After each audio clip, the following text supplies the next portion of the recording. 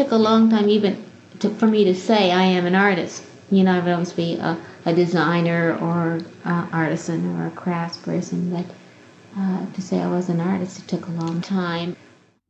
This is Recording Artists, a podcast from the Getty dedicated to exploring art and artists through the archives of the Getty Research Institute. I'm your host, Helen Molesworth.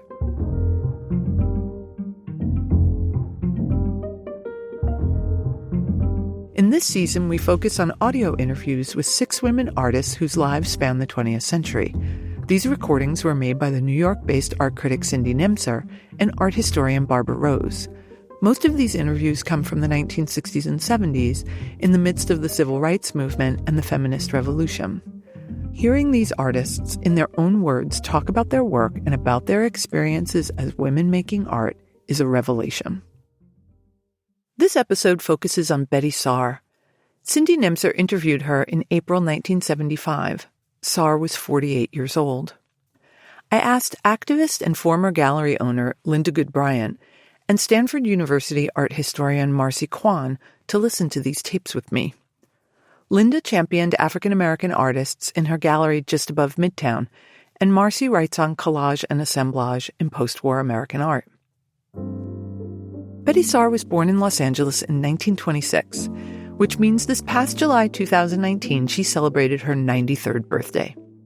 Hers is a consummate California story. Her grandparents were part of the Great Migration, moving from Louisiana to Los Angeles around 1910, and her grandmother settled in the Watts neighborhood. Saar was born in Watts and lived there until she was 4, when the family moved to Pasadena. Her father died when she was just 5 years old, and in the wake of his passing, her mother moved the family in with Saar's great-aunt, Hattie Parson Keyes. Even after moving away, Saar spent summers at her grandmother's house in Watts. This placed the young Saar in the shadow of the Watts Towers. The towers, made by the Italian immigrant Simon Rodia, are a set of fantastical architectural creations that look like Baroque church spires emerging directly from the ground. Saar remembers watching Rodia build his towers, which incorporated found elements, namely pottery shards and pieces of broken glass, as decoration. Saar is also a product of the University of California system, one of the most progressive and impressive public education systems ever created. She attended UCLA as an undergraduate and Cal State Long Beach for her graduate studies, where she focused on printmaking. Art historian Marci Kwon has a sense of Saar's story as being shaped by the specificity of California. She grew up in Pasadena. She moved there when she was young. And Pasadena is also where Charles White, the great African-American artist and teacher, moves in 1956 when he's diagnosed with tuberculosis. And he begins to get very interested in mysticism there. And so Saar's kind of initial artistic formation, she recalls going to see Charles White and interacting with many people in that community. Saar, in many ways, is emblematic of the history of African Americans in Los Angeles. Her grandparents move in 1910 to 11 from Louisiana. By 1920, Los Angeles has the largest African American population on the West Coast. I believe her uncle is a member of the AME, African Methodist Episcopal Church, and so she grows up going to various church services.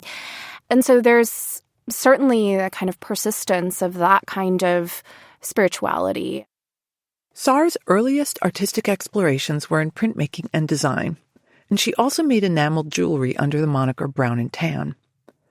Like many artists working in California at that time, she played in the spaces between art and craft, not making too much distinction between the two. However, like many women artists and many African American artists, she felt that the category artist was not exactly open to her. Family responsibilities, particularly caring for children, was a challenge faced by many women artists. By the time Saar was in grad school, she was married with 2 young children, and she often brought one of her daughters to class with her. Saar needed validation that what she was doing had merit. Here she recounts the story of a teacher who gave her the push she required. So we were like rapping, and I told him that I was having some problems with my husband as far as his ego and so forth, and taking this class. And he said, like, what the important thing is that once you know that you're an artist and you found onto it, and that's like your particular jelly bean, which was his word, then you just hold on to that, and nothing can really change that. But up until that time, no one had ever talked to me that way, and so like I didn't even know that I had it in me. And it took like an outsider to say, well, that's what that is in you, and you should like hold on to it. In addition to the encouragement of her teachers, Saar, like many Los Angeles-based artists of the post-war period, was deeply influenced by the exhibition program at the Pasadena Art Museum, led by legendary curator Walter Hopps. In 1967, she visited an exhibition of the East Coast assemblage artist Joseph Cornell. The exhibition had a profound effect on her as an artist. Cornell made small diorama-like constructions of found objects and images in modest wooden boxes. Hopps installed them embedded in walls and on pedestals, each one spot-lit. Individually illuminated, the boxes took on an otherworldly aura, becoming magical dreamscapes, mini-universes designed for the viewer to get lost in. The dramatic display hit Saar with great force, and after seeing the exhibition, she began to use found objects in her work. Marci Kwon's recent book on Cornell ends with a chapter on Saar's work. I asked her to tell me more about this fateful encounter. She says she was actually struck by Hopps's, quote, she uses the term jewel-like installation. And I think she also was quite struck by the fact that he was using found objects.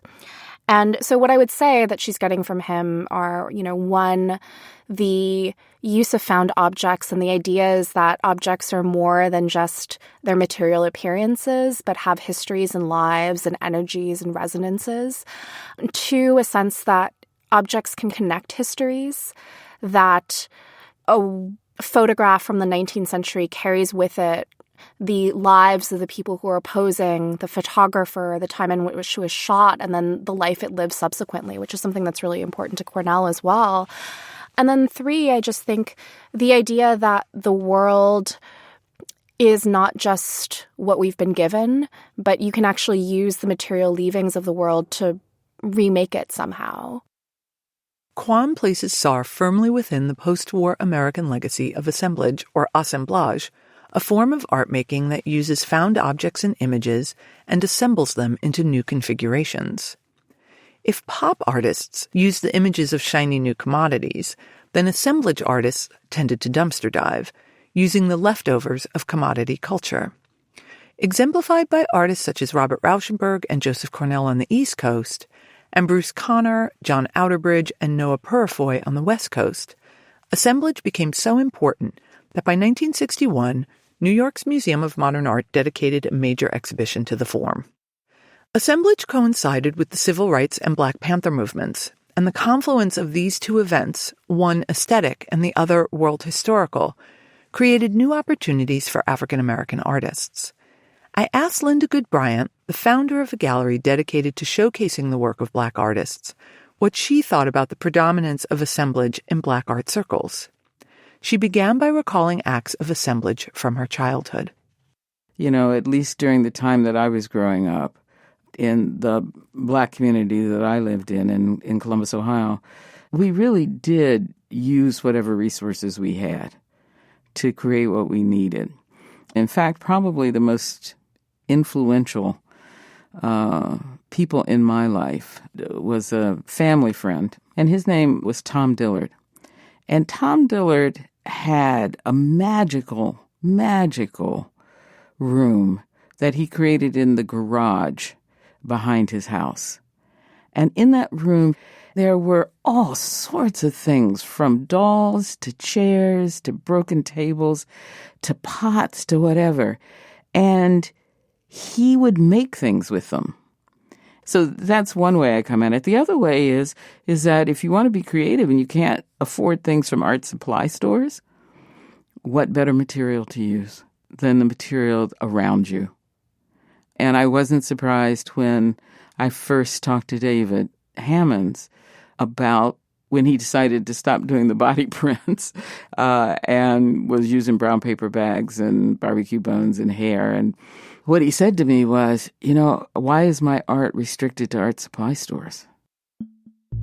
Saar also decided not to be limited by the offerings of the art supply shop. She was a collector at heart, and her regular trips to the Pasadena flea market meant that she had been collecting old and discarded objects for quite some time. They ranged from wooden window frames, found photographs, old fabric, and most notably old racist memorabilia, such as cookie jars, postcards, and commercial products that used racist marketing imagery. After her exposure to Cornell's work, Saar began to combine her found items into diorama-like boxes. And through her use of found materials and assemblage, she, along with a handful of other Black artists living and working in Los Angeles, began to develop a specifically African-American aesthetic. The foundation of this aesthetic was twofold: cast-off materials on the one hand and images that depicted African Americans on the other. Here's Saar breaking down the various concerns in her work. For me, the work is divided into groups. The first group, which I kind of go in and out of, is the kind of mystical or occult. And when I was a graphic artist, by that dealing with drawing and painting, my imagery was primarily that, using tarot cards and zodiac signs and things like that. And then after the Black movement started, I found my work changing for several reasons. First, because of strong feelings that happened with that movement. And sometime after that, I started collecting derogatory Black images. By that I mean Aunt Jemimas and pickaninnies and Black Sambos. And so I thought I could just keep these things, or I could transfer some kind of message, how I relate to them or so forth. The first of Saar's works to receive notice and acclaim were her box constructions that dealt with the racist stereotype of the mammy, notably her 1972 work titled The Liberation of Aunt Jemima. This box centers a notepad holder in the shape of a mammy figure, a caricature of a Black domestic laborer imaged with exaggerated features. The background of the box is papered over with the repeating smiling image of Aunt Jemima, a mammy figure used to sell fake maple syrup to an affluent American public. Saar's work transforms the racist stereotype of the Black mammy into a revolutionary figure. Through her exploitation of pop imagery, specifically the trademarked Aunt Jemima, Saar utterly upends the perpetually happy and smiling mammy by giving her a rifle in one hand and a broom and a grenade in the other. The shotgun was reminiscent of the iconography of the Black Panther movement, and the work oozed a kind of take-no-prisoners vibe. Simultaneously caustic, critical, and hilarious, the smile on Aunt Jemima's face no longer reads as subservient, but rather it glimmers with the possibility of insurrection. The liberation of Aunt Jemima also refuses to privilege any one aspect of her identity, either Saar's or the mammy's, insisting as much on women's liberty from drudgery as it does on African Americans' emancipation from second-class citizenship. In 1975, when Cindy Nemser asked Saar about her use of the Aunt Jemima imagery, it sounds like Nemser is not fully considering the racial implications of the work.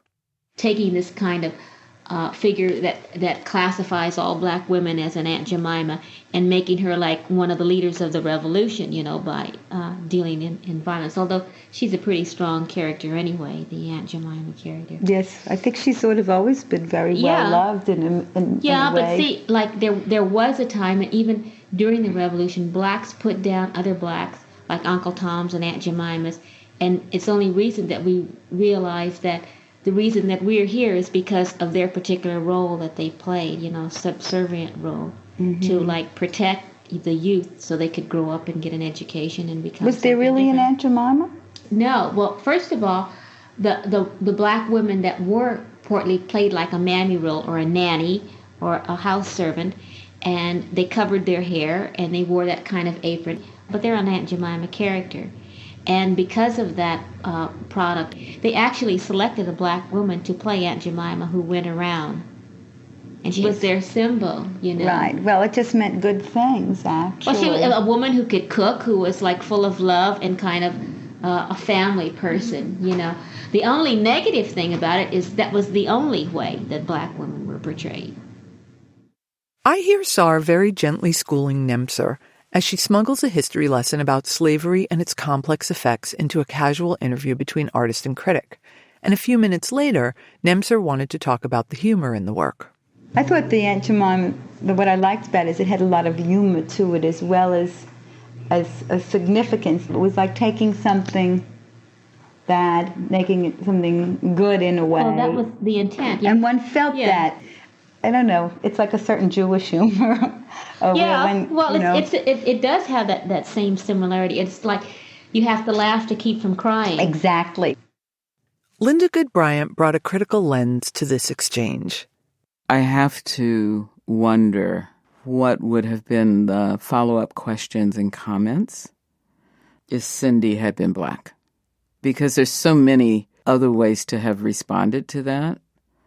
And one would have been to have allowed Betty to talk more about the work so that she could reveal if there was humor in it and what was the nature of that humor.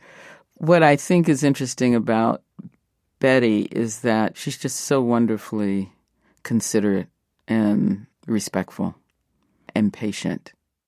While Saar was respectful in this interview, she exhibited a kind of fearlessness in her work.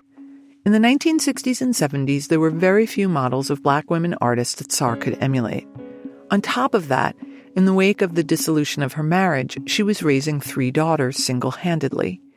Being a mother, combined with sexism, racism, and the New York art world's suspicion of West Coast artists, all led to a delay in Saar's reception.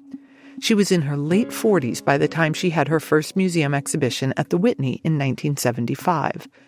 Nemser remarks on her unusual trajectory. I find it fascinating that it was really in the middle of your life that you really found where your real interest was, your real commitment was. And it took a long time for me to say I am an artist. I would always be a designer or artisan or a craftsperson, but to say I was an artist, it took a long time. Why do you suppose? Do you have any idea why that was? Because I was really insecure about that, about feeling that. Also, at that time, Blacks were not particularly encouraged in the arts. One of the hallmarks of Saar's work is that she had a sense of herself as both unique, she was an individual artist pursuing her own aims and ideas, and as part of a grand continuum of African American history. To that end, her work drew a great deal of sustenance from the nearly 400-year-long history of Black people in America. As her use of cast-off objects continued to grow, she started to populate her work with images of African Americans from found photos. She also began referencing numerous diasporic spiritual traditions. I asked Marci Kwon about mysticism in Saar's work.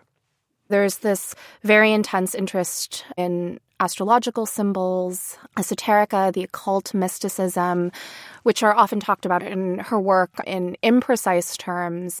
But I see her using those symbols and those images and these emblems of alternative spiritualities as really searching for something that's quite different from Cornell. They lived very different lives, had very different experiences, but fundamentally is searching for something or a way to understand the world in which you live as just one instantiation out of many possible pasts and futures. Saar describes her interest in the occult and spirits as building upon her exploration of historical images of African Americans.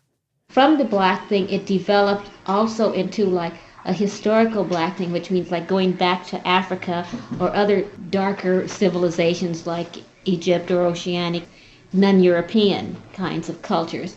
And the kind of mystical things that belong to them, part of their religion and their culture.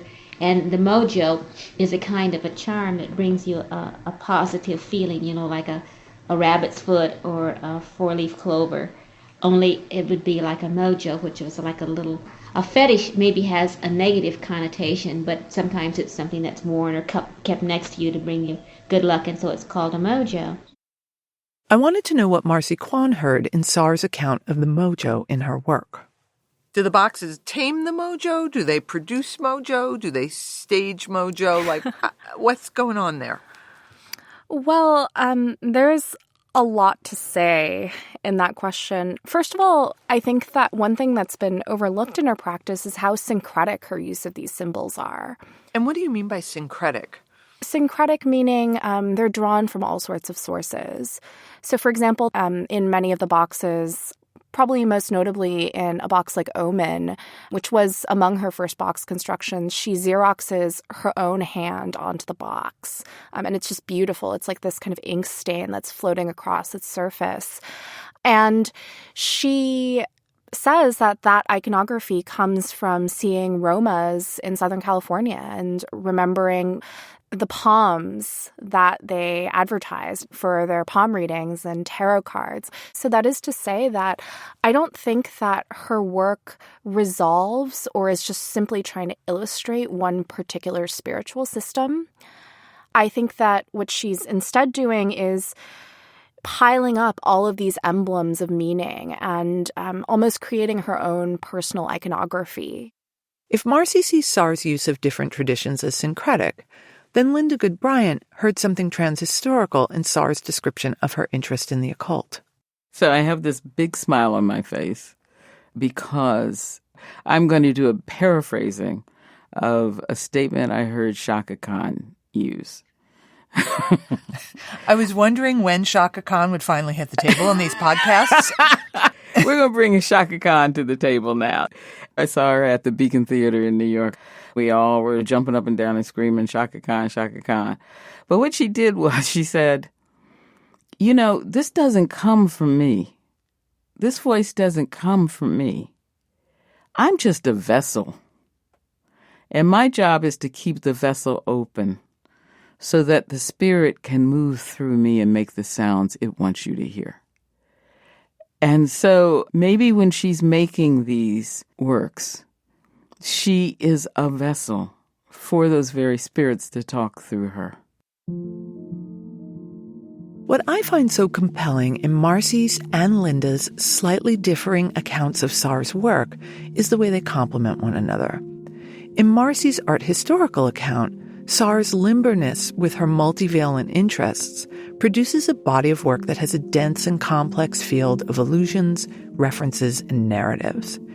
In Linda's account, we get a profound suggestion that Saar's boxes are pointing to how time might not be linear, and that the dead might be with us in powerful ways. For Linda, this is both a general truth, and it has something specific to do with the African American experience. Here's Linda again.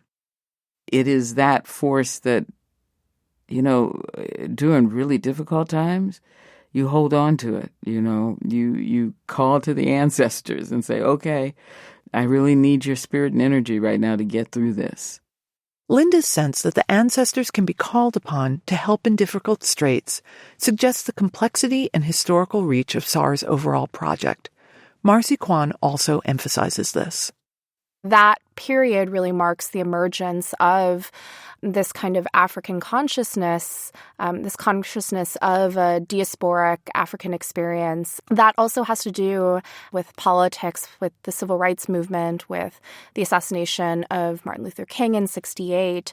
And so what I hear in her speaking about fetishes, speaking about mojos, these objects that have a kind of power, is that this interest in mysticism and occultism is almost meeting these political commitments that she's better known for. And she's showing how those things can coexist with each other. When she talks about how fetishes have a negative connotation, but she's trying to reclaim that, that seems to be one of the operative principles of her practice, is thinking about things with negative connotations in American culture and Western culture, but reframing them, so to speak, resituating them in order to help us see them differently. Of course, reframing has different valences for different folks. Linda Goode Bryant talked about her first encounters with the work when she was an undergraduate student at Spelman College in the 1970s. For her, Saar's reclaiming of Aunt Jemima was as personal as it was art historical. In terms of Aunt Jemima, buckwheat, you know, all of the stereotypical representations of blacks at a certain time that are meant to be derogatory for the most part. I started collecting that memorabilia maybe right before I left Atlanta. And I thought about that when I listened to the tape. Like, why did I feel the need to do that? Why did you feel the need to collect that material? Because I imagine it must have been very hurtful. You know, given the hurtful things that so many of us go through living this society, that didn't seem hurtful. It was hurtful to me as a child when my grandmother, Zula Good, took me shopping downtown, and we went into Woolworths in Columbus, Ohio, and had to sit at the other end of the counter. That was hurtful. So I collected it more out of defiance, like saying, even if you present me, if this society and world presents me in a negative light, I still love me and I love the people who I'm from. And so when you saw Betty's Aunt Jemima work, what was your response to it? Probably the first thought was like, oh, shit, look at what Miss Saar has created. It was like, where does she get that from? If Saar's use of derogatory images embodied her fierceness, then her use of found photographs of African Americans might be seen as the polite counterbalance. After the death of her great-aunt Hattie Parson Keyes, a woman who had helped raise her, Saar inherited numerous family photo albums and mementos. True to her interest in spirits and the historical persistence of Black people in America, she began steadily to incorporate these family photos alongside found photos into her assemblages. It was not lost on her that women are typically the transmitters of family memory and knowledge. But Saar was never one to work exclusively within the logic of the familial or the personal. Rather, she toggled between derogatory images made by whites to advance their own racist aims and familial portraits that signaled dignity and perseverance. Her interest in the myriad representations of Blackness became a hallmark of her extraordinary career. Earlier in this episode, Marci Kwon talked about Saar's box constructions as offering the implicit truth that the world is not just what we've been given, but that one can use the material leavings of the world to remake it. There's a passage in Saar's interview with Nemser where it seems clear that Saar doesn't think that the remaking of the world is exclusively the province of artists. She implies that creativity is alive in the quotidian gestures of everyday people as well. My grandmother lived in Watt, and there's something like, even driving down the street, I can say that's a grandma's garden, because there's something about the way the flowers grow. It's like they just go out and throw the seeds out, and they just grow up, and it's no formal beds or little rows or things like that. Why? It's because Grandma really can't tend it anymore, perhaps. Or maybe that kind of thing isn't important, that they just like the color and the flowers to go out and pull them up. I really wanted to know what Linda Goode Bryant thought about Saar's idea of the grandmother's garden. I love it. I love it too. What do you love about it? In the world that we live in, the world that I know, it is this fallacy, this belief that we humans can control everything. So if you can't control it, what do you do? And one of the things that I think many of us do is to appreciate the non-structured, the uncontrolled, the wonder of nature. And so when Betty says what she says, I'm thinking of everyone who ever was improvisational. So when, the image of women, Black women throwing seeds out into the yard, it's like, whatever nature gives me will be amazing. I don't have to control that.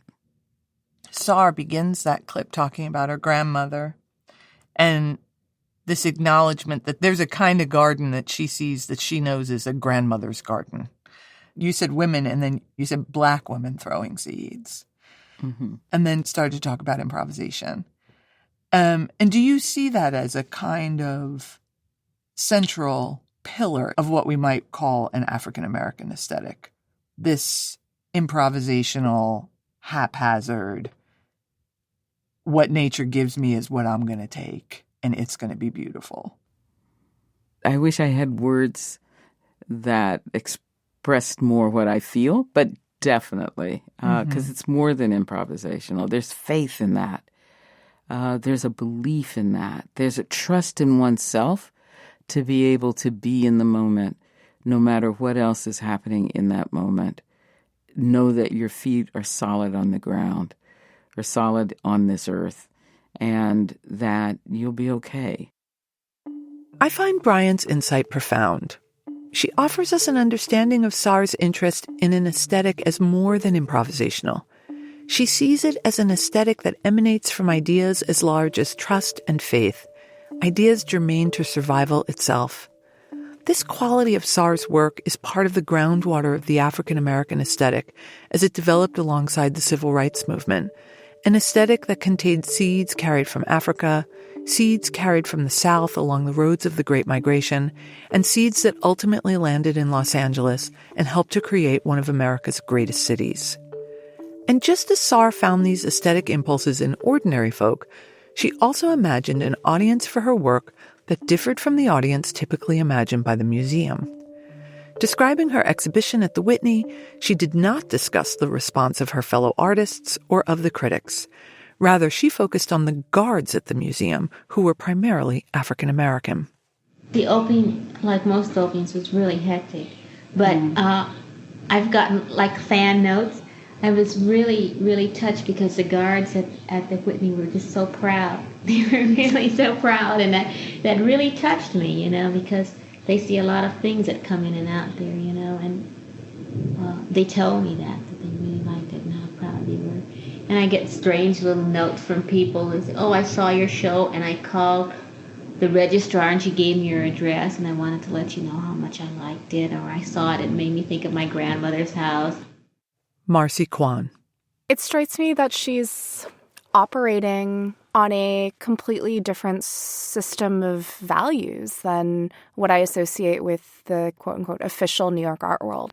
It's not about press clippings or good reviews or even attendance figures. It's about the way that the work affected other people and kind of questions of direct communication with her.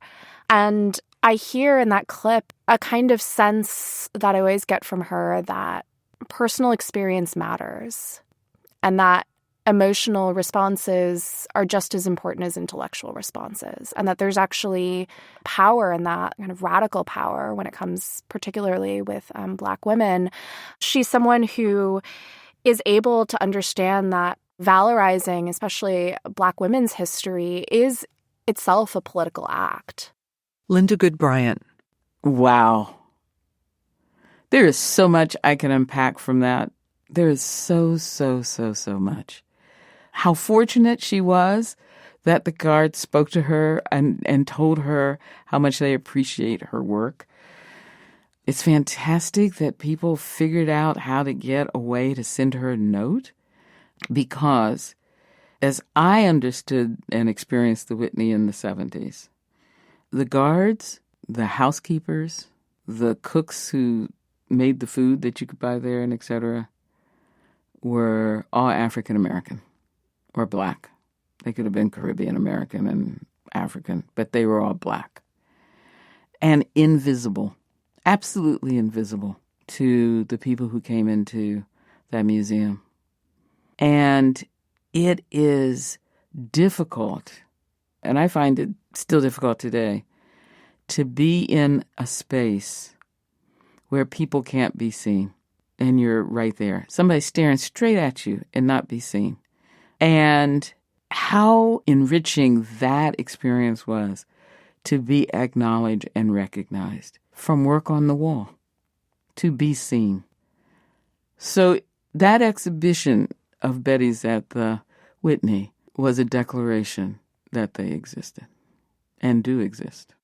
Saar's acknowledgement that creativity and the appreciation of creativity is the province of the museum guards as much as it is that of the museum visitor was an early indication, polite as it may have appeared, that the women's movement and the civil rights movement were to have profound effects on the spheres of art and culture.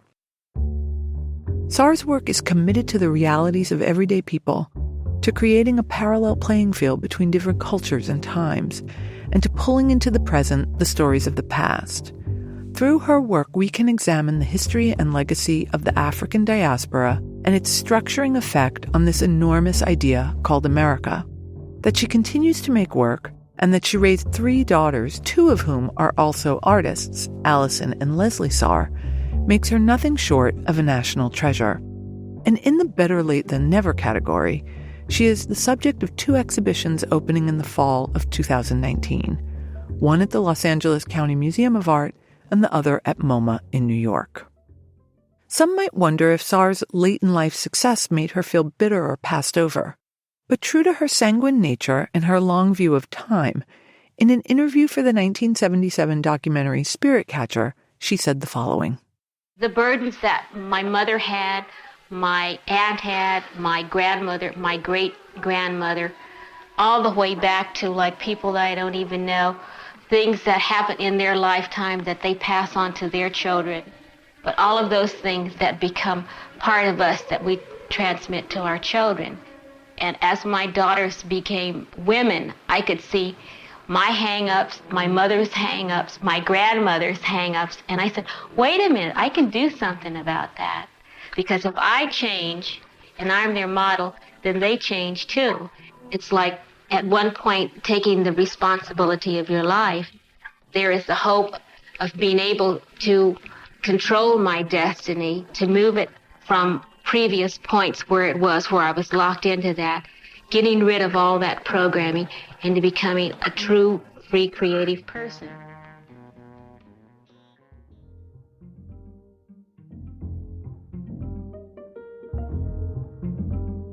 For episode transcripts, images, and additional resources, visit our website at getty.edu/recordingartists. This season was produced by Zoe Goldman with audio production by Gideon Brower. Our theme music comes from Bryn Bliska. Mixing and additional music and sound design by Mike Dodge-Weisskopf. Audio from the 1977 documentary Spirit Catcher, The Art of Betye Saar, directed by Suzanne Bowman, is courtesy of WNET. Special thanks to Betye Saar and Roberts Projects, Los Angeles.